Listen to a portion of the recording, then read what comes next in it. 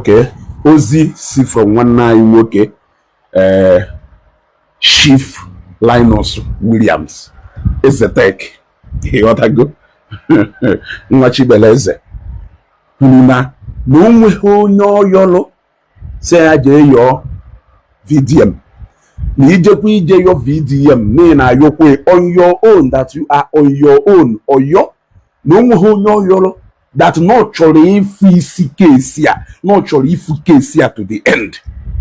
Mada ayo so ndeto ka fino zuzuwen kwema ndeto ka fino zuzugala ivano wodu na akunu ke now gerunu ko yare ewu mukuru. Listen, we just concluded a visit to Mr. Linus Williams, aka BLORD. Our visit was upon the mandate of Mr. Omoyele Sowore in solidarity with BLORD concerning the ongoing incarceration. We met him in very high spirits. He's very comported, very resolute and gallant in his convictions.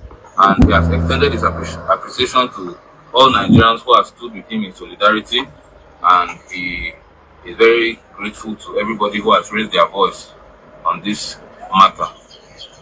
And for the record, BLORD said he did not send anybody to go and beg the complainer to, which is VeryDarkMan. He said he not send anybody to go beg VeryDarkMan. He said anybody will go beg VeryDarkMan, they are on their own. Simple. And he wants to see this matter to the logical conclusion.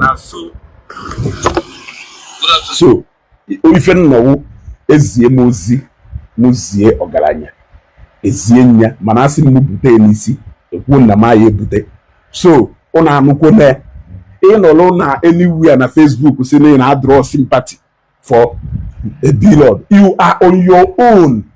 Some of you have bohonili Easter ka na agba imota ni hikora ise riri be mana no na emelu BLORD ebele Easter ka na agba ibe ye je chalulo ije nhulo onwoko onye owu for onwoko onye aya peta after all onye je hodisi JDC. But the point I'm trying to make out of ndeni na ago na dowasi ogodo osino BLORD ko bu n'isi hu na onye ina edebe ha ni na metal ebele na ije ebe na je na ebe na ebebe ha okwu ifiru no na prison je na ebe na ebebe ha ogburu ndị ebe na ebe efi okelu ndị ebe na ebe rice na Easter onohopo yo na Easter onoho ye egburu ndị ebe na ebebe ha ma ụmụnna ya efi ekeru ha rice o bupụtara ụmụnna mmanya ke ndị mmadụ ego na Easter onohopo ye ngwa debere ahụ niile emeri ya ebele ifo egiji we mala ofi iko rice sometimes una ha da amu ife o una ha da amu ife. You've heard it from horse's mouth from then I say ezugo no unu mislead the BLORD no unu dufere no na kelebunu no kita arrest here. Where are you people? BLORD were no in high spirit and not sure if this case a matter to the end. So maybe in case you know think babini we can actual easiest escape route. Man, let me tell you, and we're basically we just want to shadow so because we finish this one to begin another. You want to go within the next you people will begin to for baby. So Fino Zuzu Garevano Ndi Igbo Dukono Zuzu Garevano Enayo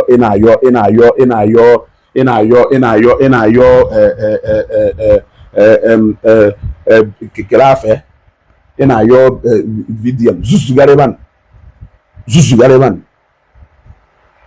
I stand with BLORD morning, afternoon, and night, and I can't wait to see how this game will go. I can't wait to see how this game will go. I love this. I like a Muntunus when we're direct.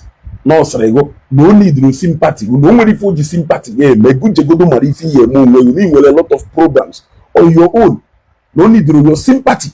Or if you in case all I got a message here. If I go no really for the sympathy, yeah, my good Jagodo Marifi, you program on your own. In a shape on Nyama man everywhere, Malama. Everywhere, Malama. All na kujeba hono le bumwada. Video maya dondo, tata. All na kujeba hono, who a symbol na mado the guilty. The man a video the guilty today. All na kujeba hono, who a symbol na mado the weak. The man a video the very weak. So this is the even Zuzugari. Owuna symbol of Kujebo ono a symbol of defeat, symbol of everything that is bad. Manona the same faith with the faith VDM. Very simple. Stop running away from that fact. Then ageism is go now O4G for job, O4G for job because why allegedly and they are fair nanya. Now let me tell you people what this Omomakakus did.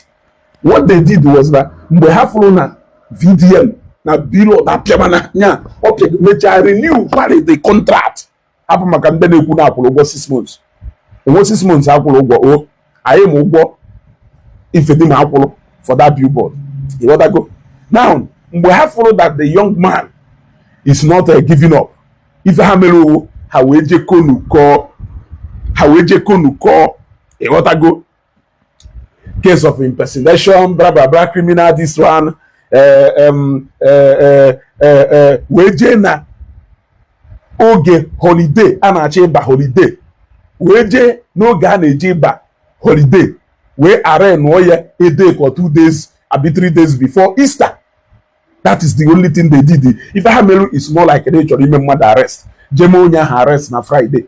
Emanaba ha Saturday. No more zifa yeme. No nya ya no already Saturday. No Sunday. We will Monday. Nya we buti kuku belia. If I will exactly if Hamelu wela na ane mozunina. They went exactly mbana achije Easter holiday. That was when they went to go and it will not.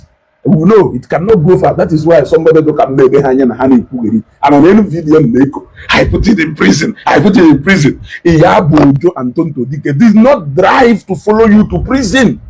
Iyabojo and Tonto Dike. They did not make noise. We did not even hear pain from them. We had Tiriu behind that prison for 40 days. And the 14 days. I am Lufa. And I brag everywhere. I brag everywhere. No, Lord.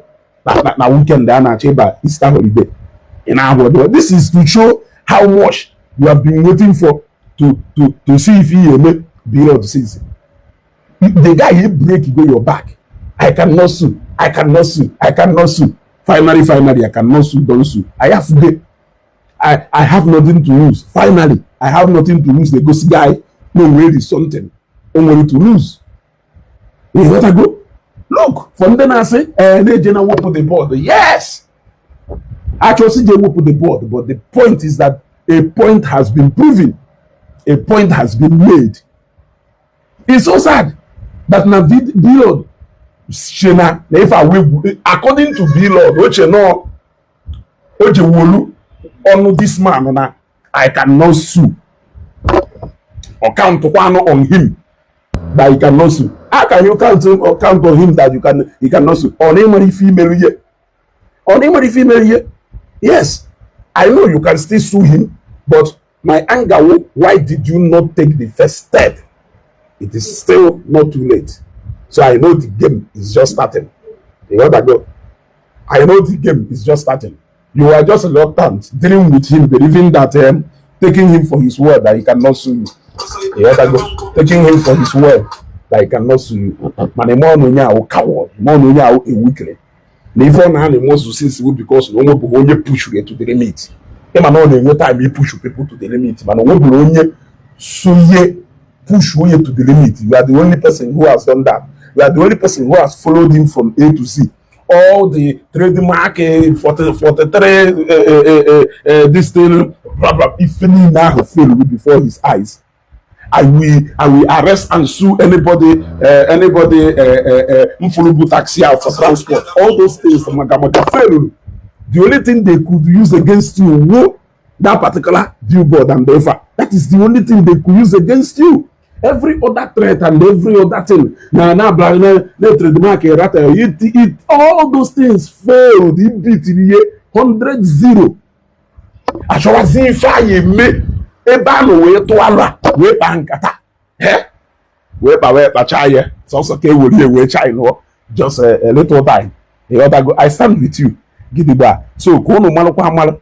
Mama we Sofia ma mangano no ka. Mankano no kadu ko onye a enidiri kweri drip onu short mkpu na apagale BLORD gwara unu no nwere onye sendere no chọrọ follow the case to the logical conclusion. You gotta go. Ezeteki. You gotta go. Ezeteki.